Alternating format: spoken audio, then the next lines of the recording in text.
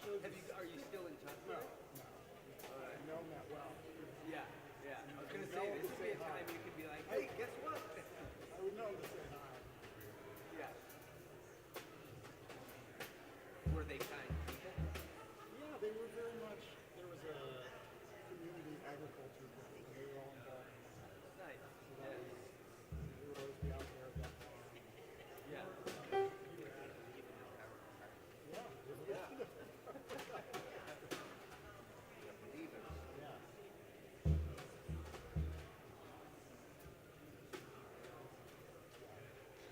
Small town, just like Portsmouth, small town. All right, here we go.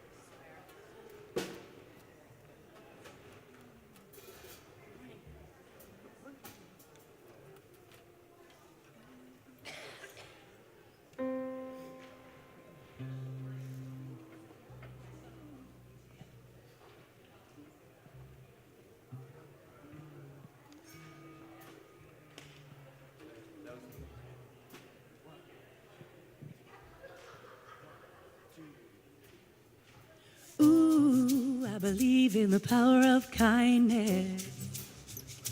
Ooh, I believe in the power of love. Ooh, I believe in the power of kindness. Ooh, I believe in the power of love. We don't know what's coming, but we can help shape what's ahead. With kindness as our currency, the Commonwealth is in our hands. So give a little, oh, give a lot, don't stop. A helping hand makes the world go round. There's more than enough. Ooh, I believe in the power of kindness. Ooh, I believe in the power of love. Ooh, I believe in the power of kindness. Ooh, I believe in the power of love. Look up now, people, and keep your ears to the ground. We are the river flowing where generosity abounds. So give a little, oh, give a lot, don't stop. A helping hand makes the world go round. There's more than enough. Ooh, I believe in the power of kindness. Ooh, I believe in the power of love. Ooh, I believe in the power of kindness. Ooh, I believe in the power of love.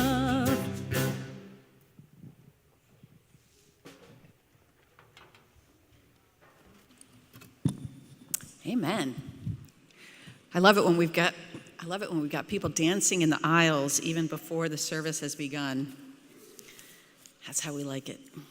Welcome everyone to South Church. I'm Reverend Ellen Quaadgras, and I serve here in co-leadership with Kirsten Hunter, our Director of Lifespan Ministries, and in shared ministry with all of you in this place where we believe in the power or the color of love. I wasn't sure what you were saying, but either one, I believe in it.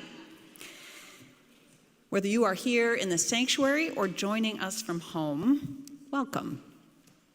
Welcome to this place where hearts can rest and open again. To a time of noticing what still feels alive underneath the noise and busyness of this world. To space to remember what is most worth tending and why.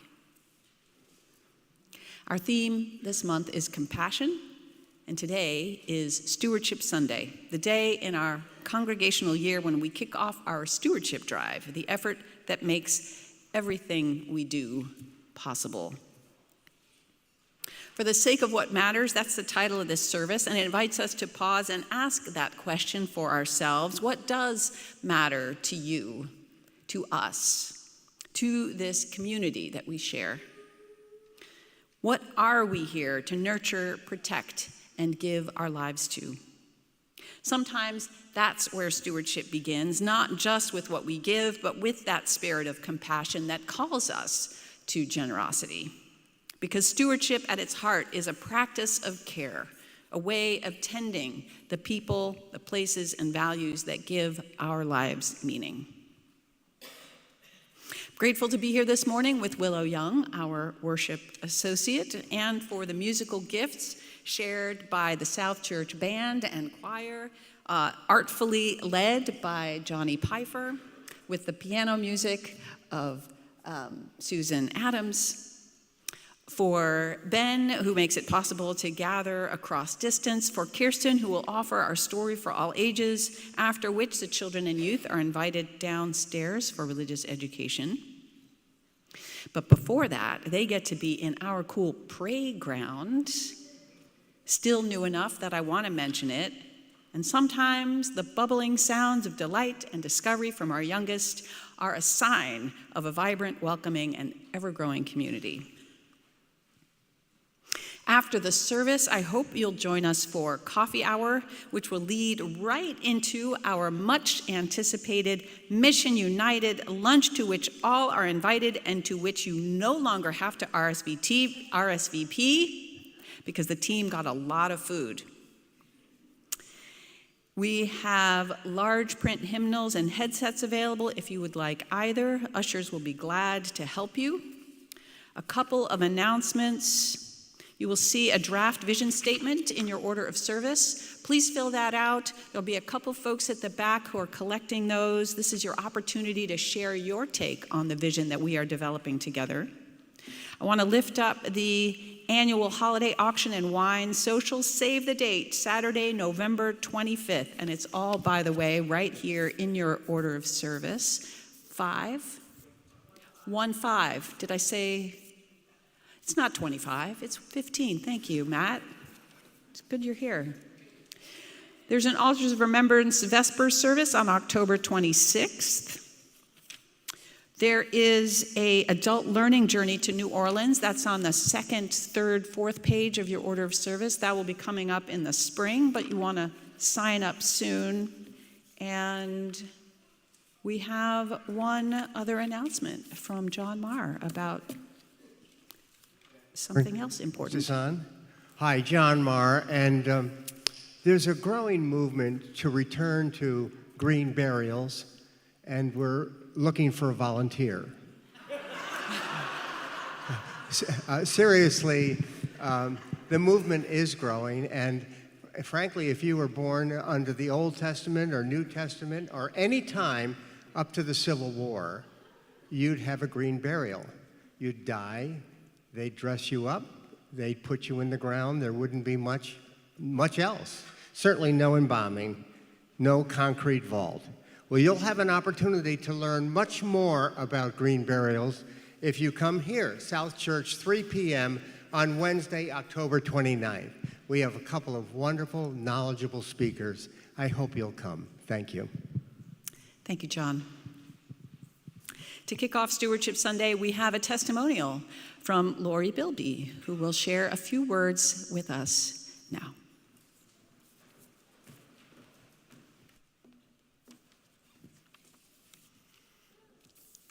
Good morning. I'm Laurie Bilby, and I think it's just about a dozen or so years now that I have been attending South Church. In that time, I think that we have had quite a number of interesting experiences together. And I've always been really grateful to be part of a committed group of people who hew to their values, even when things get challenging. But I have to say, I have never been prouder of this congregation than I am at this moment. We are living in a scary world, in a nation that sometimes feels less recognizable by the day. We live among people who would tear down much of what we would hold dear. And I'm not just talking about the current administration, but also about the climate, technology, our medical systems, our addiction to our busyness, the problems with global economy, our collective mental health struggles. And yet here, our response feels so wholesome.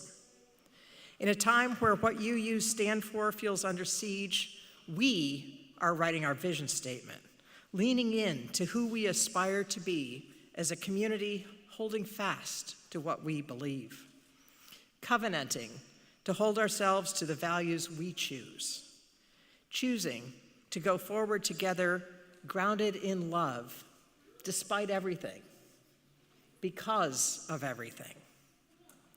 And our vision work is flowing into our congregational financial life. Your stewardship team has spent hours digging into what the money, our money, really means. It's led us to understand that the pledge campaign, the planning for commitment of operating funds for next year, really is a matter of uniting our resources with our work. Mission United is where money and ministry meet, and our pledges are the tools by which we carry out our work within and outside of these walls. We will have a budget, of course, but what that looks like will be the result of, not the driver of, the outpouring of our treasure. So in this moment in our personal lives, in this moment at South Church, in this moment in the world, I'm called to ask myself, what do I need to pledge? What do I need to do to ensure that my soul is nourished by a regular spiritual practice of generosity to this community? How does how I live match up with how I give? How do we deepen and grow? How do we decide? Well, we are UUs, so let's just keep talking about it with one another. Let's be the church that radically resists all that would prevent us from serving in love. Let's connect downstairs after church today for a little draft vision statement feedback and to pick up your 2026 pledge packet. And then let's have lunch.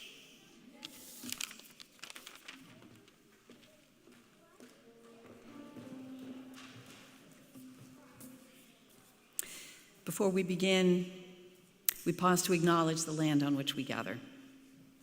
For thousands of years, this land has been home to the Abenaki and Pennacook peoples who cared for it with wisdom, respect, and deep relationship. We honor their continued presence, past, present, and future. And may our gratitude for this land and those who have tended it remind us of all the ways that we too are called to live with care, in right relationship, with compassion for one another and for the earth that sustains all life. As we hold that awareness in our hearts, we turn now to our musical invocation, a song that calls us to steady presence and to care, to the simple act of standing by each other.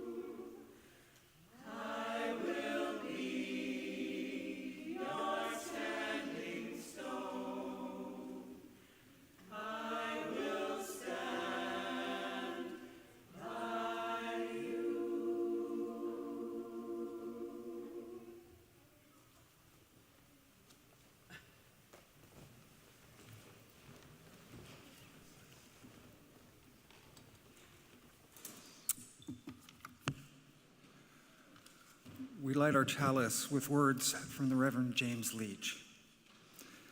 My contention is this: the most radical, controversial, countercultural message we offer in our particular liberal religion may not be about marriage equality or economic justice or environmental activism or any of our social stances.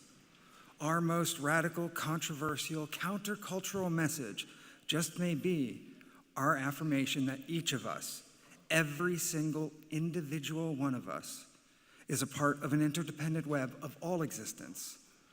To make such an affirmation with full integrity suggests that the what's in it for me is directly, inextricably, completely entwined in what's in it for us. If the web of existence, of which we are each a part, truly is interdependent, then there is really only the common good.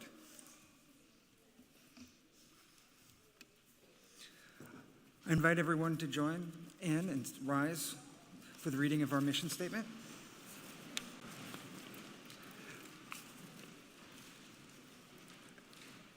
At South Church, we nurture spiritual growth through worship, learning, and community. We celebrate the worth and dignity of all people, and we inspire one another to act on our faith in the larger community.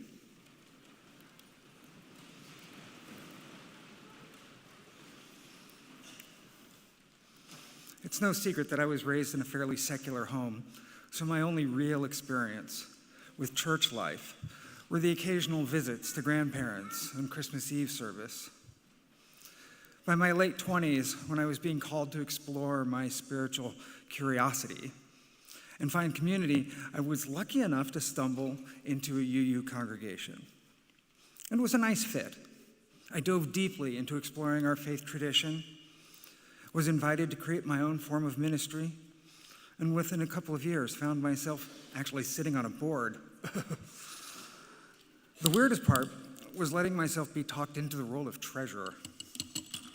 Now, this was an odd place for me, as I was trained as a psychologist, and at that time was working in the cybersecurity world and a consultant. Basically, I got paid to break things, not make them grow.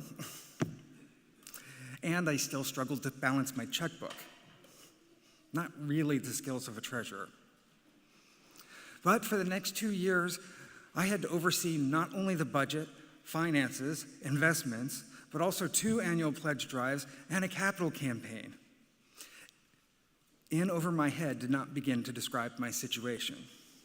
If you saw photos from me in those days, I was bald as a cue ball, and this is part of the reason. Now, what I took from that time probably grounded me in Unitarian Universalism, though, as much as any other part of my spiritual journey. It was one that invited us to contribute our gifts, rather than just require them. And where I started to understand that pledging was not just about funding the congregation, it was a chance to be a steward to the future of our community. Stewardship started to shift from a responsibility to a calling. It asked me to contribute in time, talent, and treasure, and in something deeper, something inside my heart. In running these efforts, though, I noticed something striking. Generosity was showing up in extraordinarily different ways. Some gave through legacy gifts and large pledges, which actually helped build our endowment. Others gave what little they could, sometimes at real and significant personal cost. And I'm seeing this at a time in my life when there was no money at the end of the month. But inspired, I decided to push myself into that realm of great personal cost. Partly because I was grateful for the spiritual home I'd found, and partly out of responsibility as an executive officer, but mostly because I was curious. What would I experience in pushing myself to give even more to the community? And something completely unexpected happened. I suddenly had more in my life. More engagement, more connection, and surprisingly, more financial resources. Now, I don't honestly think that giving more of my money to the community suddenly allowed me to become more financially stable. What it did do, though, was to include myself in the stewardship process, not just as one who provides it, but as one who receives it. Now, some of that came to me directly from the community, but most of that actually came from myself. In part, taking care of my congregation was in large part a way to take care of me. It was the time and work I put into myself to meet the commitment I had made, and a difficult one at that, and to make sure that I was continuing to grow. For me, stewardship meant care to the community and care to myself, to nourish my spirit and ensure that I was giving not just of myself, but to myself. I invite everyone to stand as you are willing and able and join us in our opening hymn, a dedication, and you will find the words in your order of service.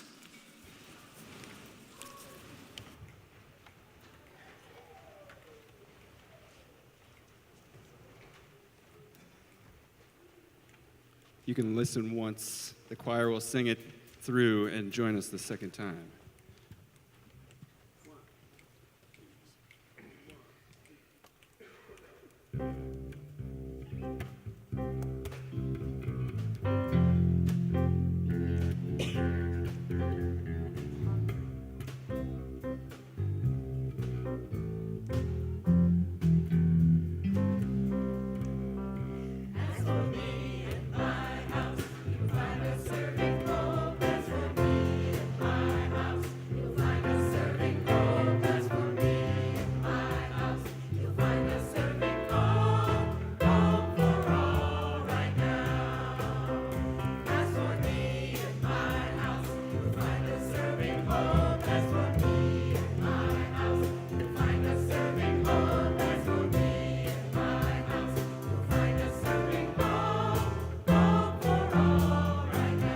Strength. That's for me and my house. You'll find the serving strength. That's for me and my house. You'll find the serving strength. That's for me and my house. You'll find the serving strength. Strength for all right now. Joy. That's for me and my house. You'll find the serving joy. That's for me and my house. You'll find the serving joy. That's for me.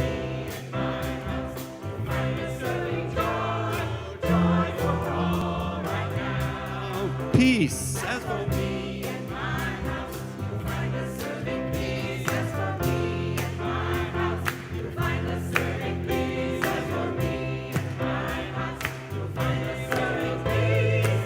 Peace for all right now. Truth. As for me and my house, you'll find a serving truth. As for me and my house, you'll find a serving truth. As for me and my house, you'll find a serving love. As for me and my house, you'll find a serving love. As for me and my house, you'll find a serving love. As for me and my house, you'll find a serving love. Love for all right now. Love for all right now. Love for all right now.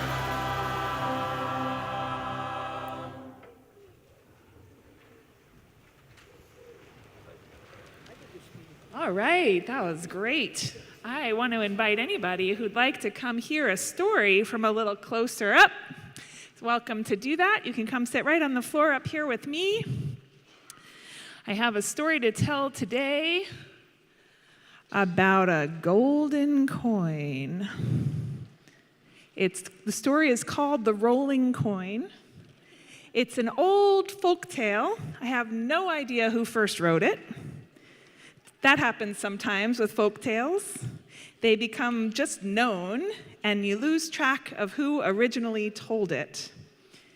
But this story begins with a wise old man who had a precious golden coin. And he was sitting one day looking at this golden coin that he'd had for some time, thinking about how beautiful it was.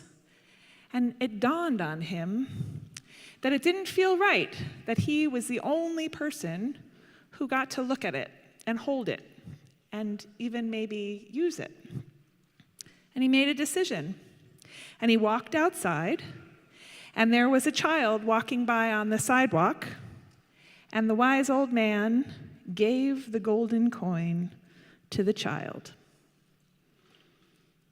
And the child was like, whoa, super excited, and spent a while just standing on the sidewalk looking at this beautiful treasure that had been handed to them. And as they looked at it, they first thought about all the things they might buy with it. I could get so many toys, they thought. But then they thought about their mom, who was working really hard to try and take care of their family. And they thought to themselves, I think my mom could probably use this more than me. And they went home and they gave their mom the golden coin. Now you might imagine that their mom was surprised to be handed a treasure from their little child. She looked at it and said, oh my gosh, where did you get this? And her child said, a man just gave it to me on the sidewalk as I was walking. And the mother started to think about all the things she could do with this golden coin. Gosh, this could solve a lot of problems for our family, she thought. And she looked at it and she imagined for a while how she might spend it. But then she started thinking about the family that had just moved in next door, had come from another country, and were just finding their feet here in the United States. And she thought to herself, I could use this, but I think they could probably use it more. And so she went next door and knocked on the door and handed the golden coin to the immigrant family who were now her neighbors. Now, this family was stunned. How does this just happen? Someone just knocks on our door and brings us a treasure? And they looked at the golden coin and they talked to each other and they thought about how much this would help them to get their feet in this new country. And they spent a while thinking about that. But then, as they talked to each other, they started thinking about the man they had seen in the subway the day before who was sleeping under a bench. And they thought to themselves, you know, we have a hard row right now, but not as hard as that man. And they brought the golden coin to the subway, and they handed it to the man. The man was just kind of stunned. He didn't even say anything. He just held this treasure in his hand and thought to himself, this will feed me for more than a month. I can't believe this just happened. And he sat holding the golden coin and thinking about it, and he put it in his pocket, and he felt such gratitude. And he dozed off to sleep. And he was sleeping for a while, and when he woke up, just as he was waking up and sorting out his things, there was a wise old man walking down in the subway. And the wise old man noticed this man who had just been sleeping under a bench. And the wise old man didn't have any treasure in his pocket. But he thought to himself, that must be really hard to be sleeping under a bench. And he sat down next to that man. And he said, I have nothing to offer you, but I wonder if you'd like some company. And that man looked at this wise old man and started to weep, because it had been a long time since someone had asked him if he wanted some company and had sat and talked with him. And all this man could think to do was to reach into his pocket and hand the wise old man the golden coin and say, thank you, because there is nothing more important in this world than feeling seen and loved, and you have given that to me today. There's this magic thing about the things we receive in the world, and there are so many songs and poems and stories about how, for some reason, when you keep them to yourself, they tend to not feel so special. But when you share them with people, it's like they multiply. And all of a sudden, there's more and more and more of them. And that, my friends, is the secret about love. The more that you give it, the more that it spreads. So, we're going to sing you a song, and you can go downstairs if you'd like.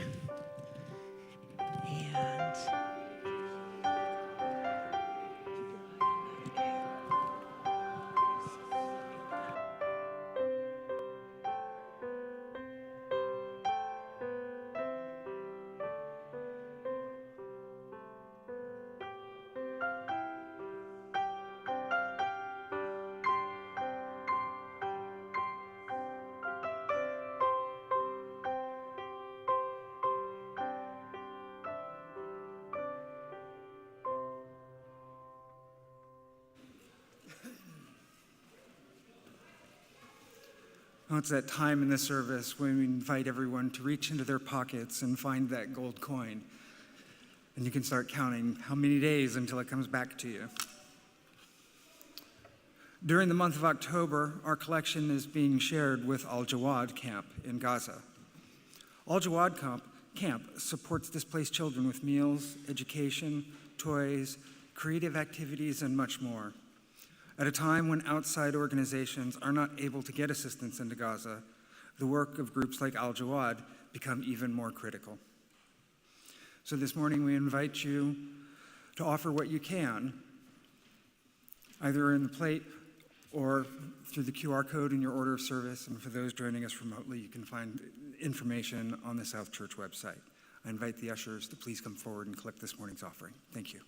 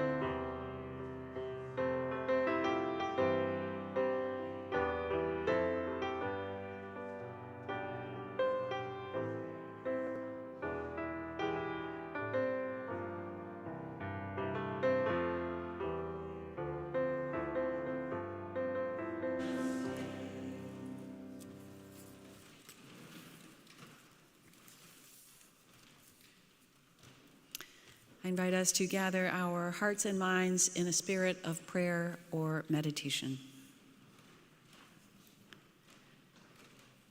Spirit of life, we hold in our hearts our own Jan Marston, whose father, Ray, died this week after a long and difficult journey with dementia.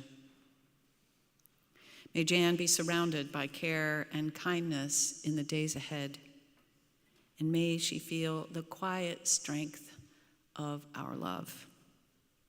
And I know she would welcome cards and gentle words of support.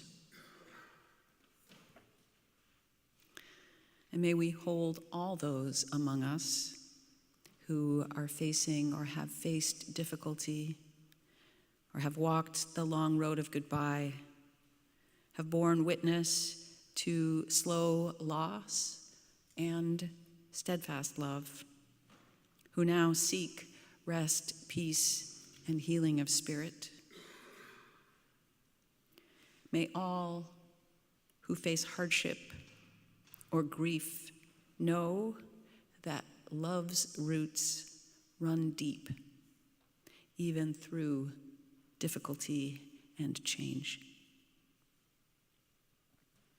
And let us widen our hearts to the world beyond our walls, where so much is being broken open. Old ways are passing, new courage and conscience are rising. This is a historic time, a time of difficult unraveling and hopeful awakening, of danger and of promise. What a time to be alive, to love, to bear witness, to tend the flame of hope. As the music begins, you are invited to light a candle or rest quietly in reflection or in prayer, holding what is both difficult and beautiful and hopeful in your own life, as well as in the life of the world.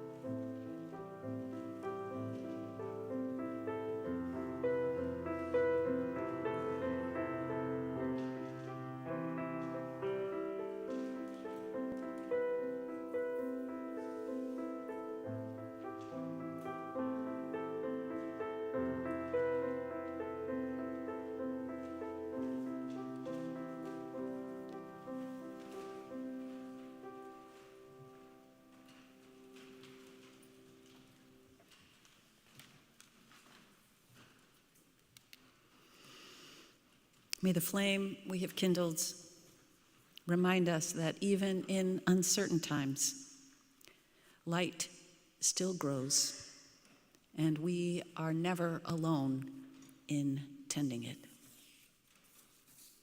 Amen.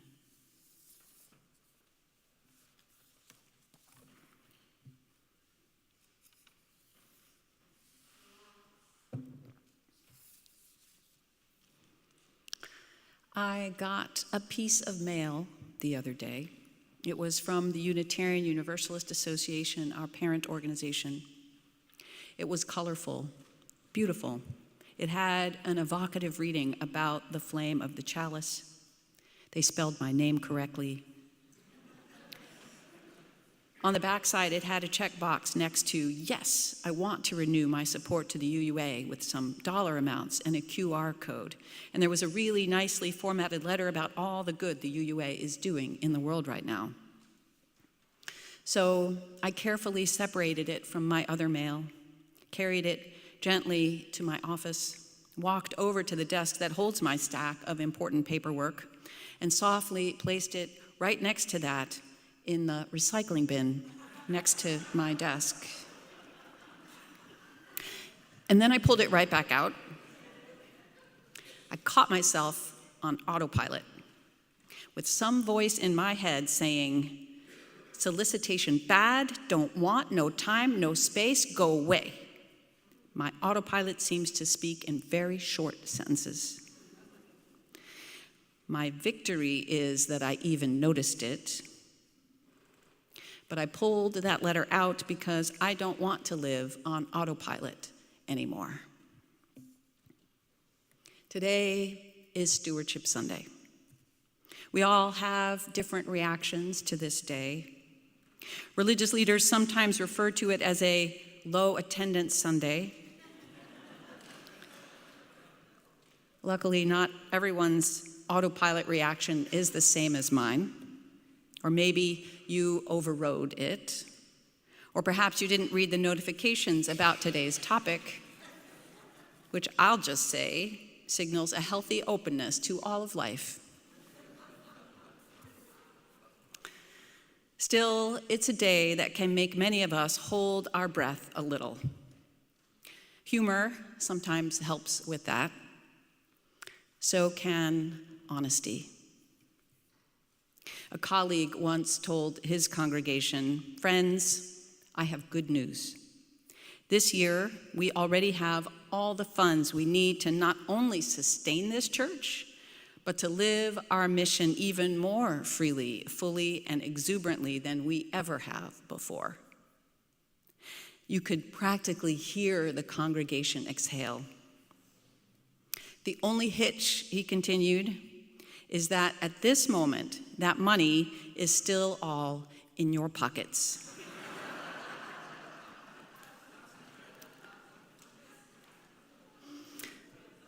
Some of you laugh, and some of you may be thinking, that's not funny.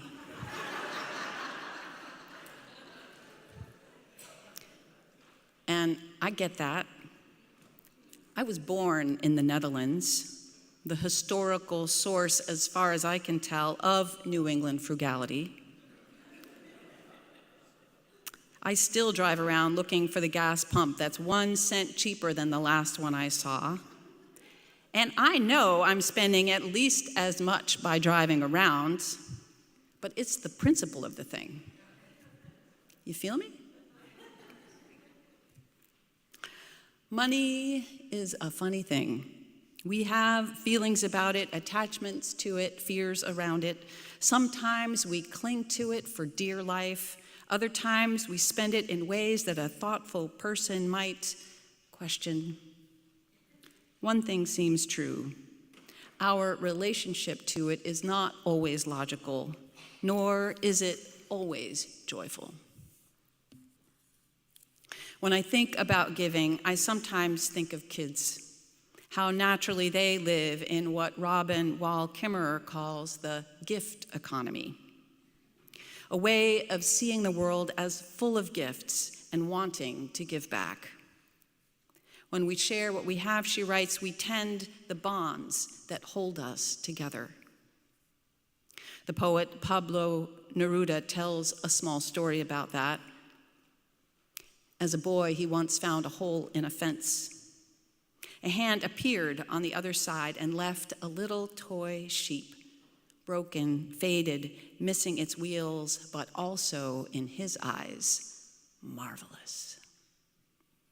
So Neruda went and got one of his own treasures, a pine cone full of resin, and left it in return. He never saw the boy again, but he wrote, "That mysterious exchange remained inside me, deep and indestructible, giving my poetry light." I love that snapshot because it calls me back to a time when I felt open, bonded with others, and had my own connection with a certain depth and lightness. I didn't even know the word generous at that time particularly. I gave because it felt good, because it opened my heart, because I wanted to share whatever my version of that resinous pine cone was, and I wanted to share it fully and freely. But somewhere along the line, that open-hearted exchange gets chipped away for many of us. We learn about price tags and budgets and fairness. We learn that some people take advantage, that giving can leave you vulnerable. And slowly, that easy flow of generosity starts to tighten. By the time we're adults, most of us have learned to hold on, and it can feel a little tight. But it happens because money isn't just a currency, it's a symbol for all the things we can't quite control: safety, love, belonging, enoughness. And yet, also, here we are, reminding each other of something radically countercultural, that generosity is a spiritual practice. When we give not out of guilt or pressure, but out of intention, we push back against the scarcity stories that run this world. We practice faith. We invite new depth and lightness. Someone once asked a Buddhist monk, "Don't you feel a little funny begging from people all day long?" He smiled and said, "We are not begging. We are giving people an opportunity to practice generosity." That stayed with me because that is also what we are doing here. It's not just fundraising. I like to think of it as soul raising. And still, generosity has to meet the real world. Where money and ministry meet is in our programs, in our people, in our shared life together. Laurie spoke earlier about the courage it takes to even just hold steady in a world that's shaking, and she's right. Right now, South Church is thriving in so many ways. Our worship, our programs, our outreach, our shared ministry, there is so much life here. And yet, our financial foundation hasn't fully caught up with our growth. For the past 2 years, we've run deficits around $50,000 each year. Not unusual for a church in this era, but not sustainable either. We've drawn from reserves to bridge that gap, but this year, the invitation, the challenge really, is to strengthen that foundation so our ministry can keep pace with our evolving, growing vision. That's the honest part. And it's the hopeful part too, because I do believe the energy, the faith, and the capacity to meet that gap is right here in this room, in this congregation. You've heard little bits and pieces about your stewardship team and their new approach to stewardship this year. For many years, our pledge drive has been driven by the budget, by a simple percentage increase to close whatever gap there was that year. And that made sense for a time, but it also could make giving feel, well, automatic. So this year, there's a shift in focus from transactional to transformational, from fundraising to faith-raising, from automatic pilot to an invitation to active discernment. But even as the team focused more on spirit, they saw that moving away from rote increases could leave us ungrounded unless they offered some other way to discern our giving. And that's where the new giving guide comes in, not a rule book, but a reflection tool. You will receive it in your stewardship packet. Different congregations approach this kind of discernment in different ways. Some name their average pledge. South Church has done that before. It can be a helpful benchmark. Someone on the team can tell you what it is if you're curious. But averages can also mislead. For some, that number's out of reach. For others, it's a ceiling instead of a floor. Some congregations invite people to aim for 2.5% of income. That can be even more helpful as a place to start, as it recognizes we all have different capacities at different times. Your Mission United team chose the Rainbow Giving Guide this year because it not only honors that we all have different financial realities, different places where commitment and capacity meet, but also makes a fundamental truth so very clear that all colors matter, all gifts matter. There is no absolute, no right, wrong, no better, worse. Every gift that makes our rainbow is important, and it's not really about the gifts, it's about the heart that's in them. When I first looked at the theme, Fueling Our Faith, Funding Our Future, I thought, beautiful, inspiring. I'll write something about bold giving. And I was going to start with a challenge. I was going to ask all of you on a scale of 1 to 10, how bold are you feeling about your pledge so far this year? I figured it was only fair to ask myself that question first. And what popped up for me was a 2. That was awkward.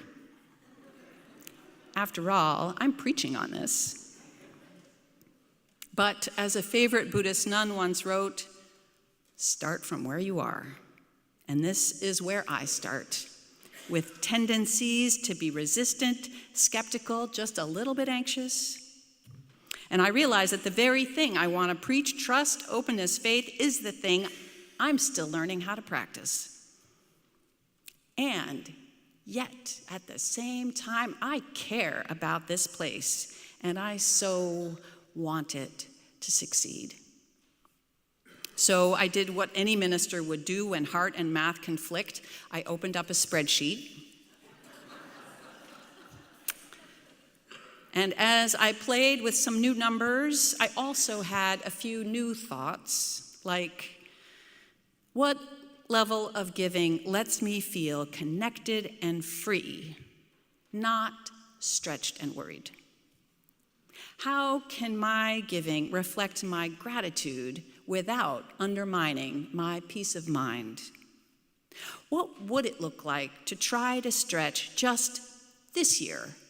Not forever, just see how it feels, can always change it later, next year. It did not move me right from a 2 to a 10, but something shifted, less autopilot, more intention, less should, more, I want to make this possible. I did pick a new number that for me is a stretch. And what at first didn't feel so good now feels oddly freeing.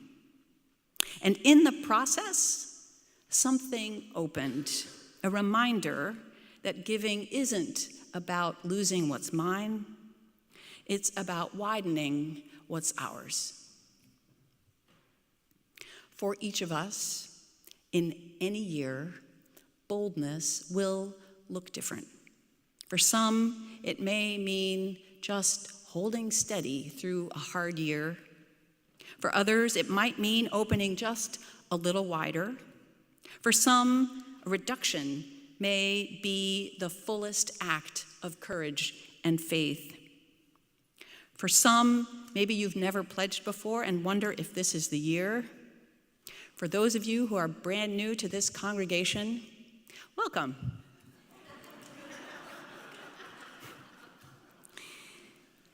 And for still others, this might be the year to take a big, joyful stretch for yourself. You get to start from wherever you are. And in any movement, big or small, up or down, it's the discernment that matters. And my hope is that it leaves you also on the other side feeling even just a little more free in all your life.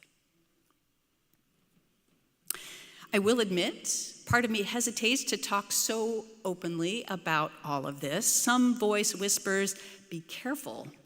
Don't make people uncomfortable. But a wise colleague recently said to me, if you hold back, you might sacrifice your capacity to do mission as a congregation, risk staff positions, risk the future, all for the short-term gain of you avoiding discomfort.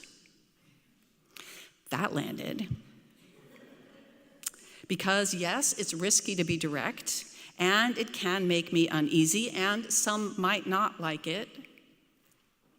But the greater risk I see is us shrinking from our purpose when what we're here to do is grow our courage, our love, and our faith together.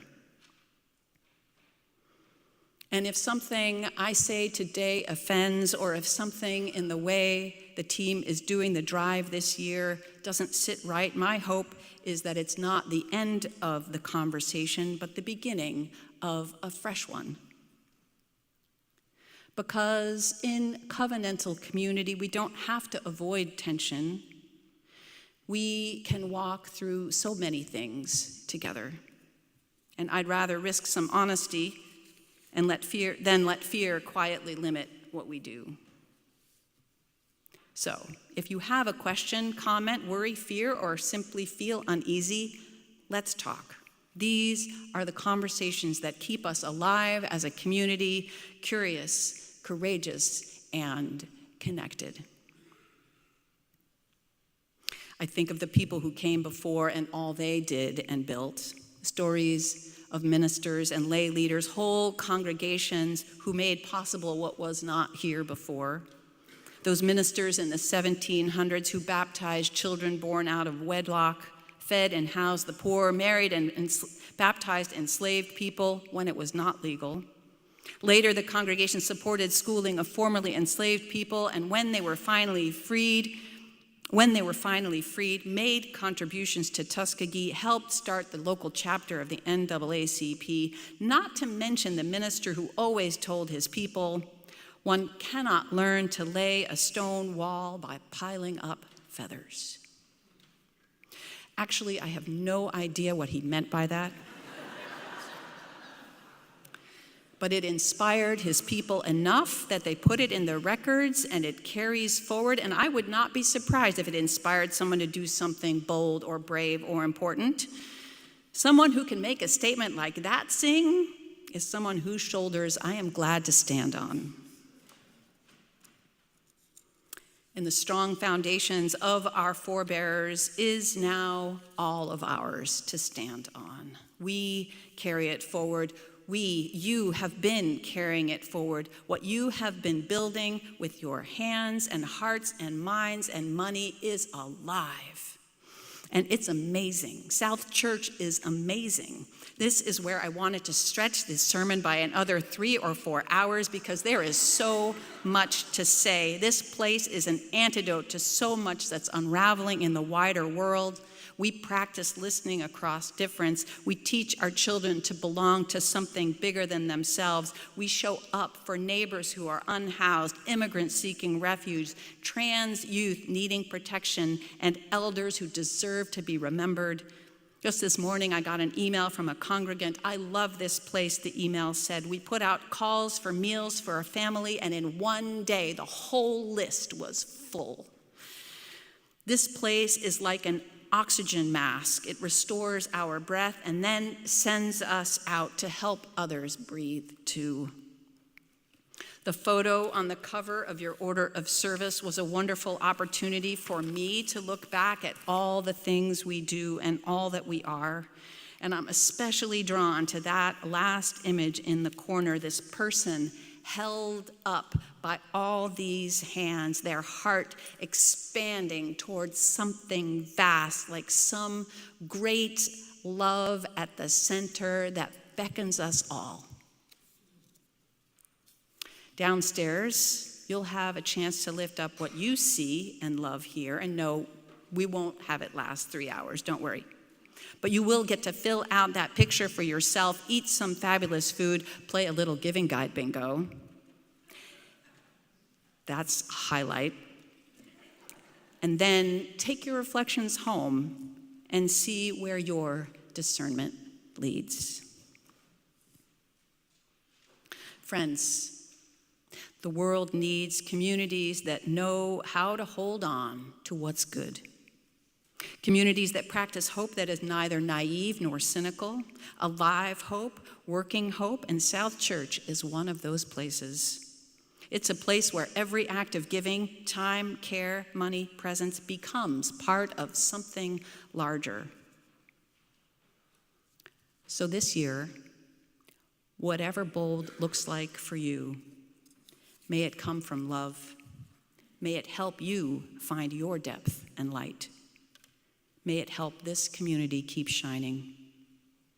For the sake of what matters, for the sake of who we are, and for the sake of all the love that calls us on.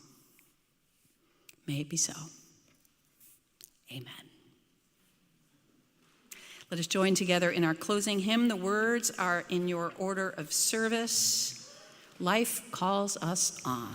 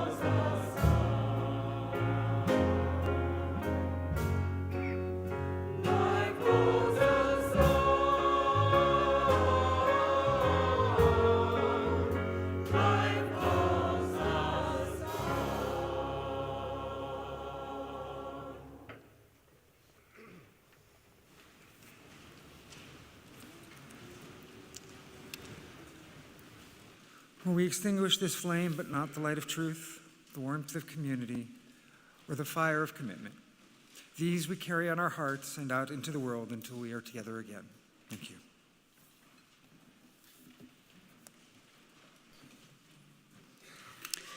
Before I offer our closing words, if you have had a chance to fill out your feedback slip, you can drop them off in the back before you go. You can also fill those out downstairs, and they'll be collecting them down there as well.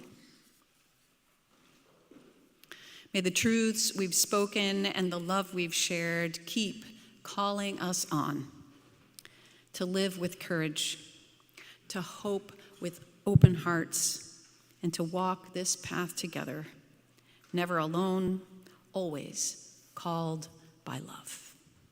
May it be so. Amen.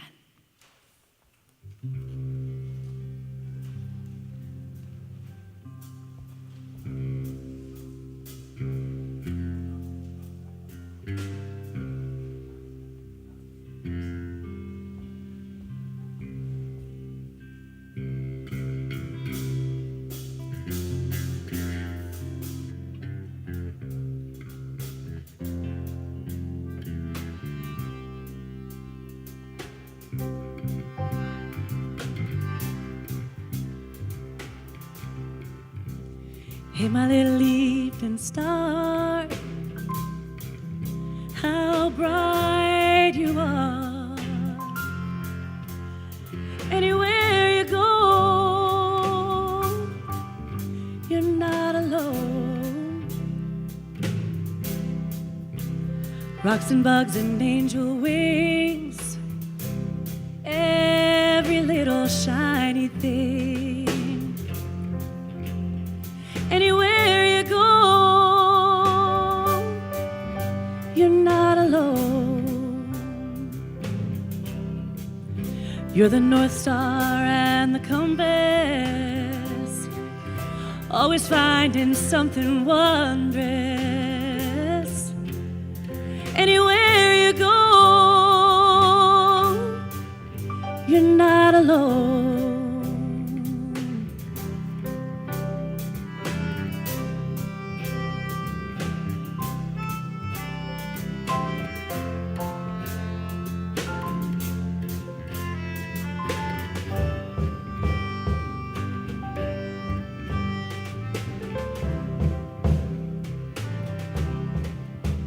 Sparrows in the morning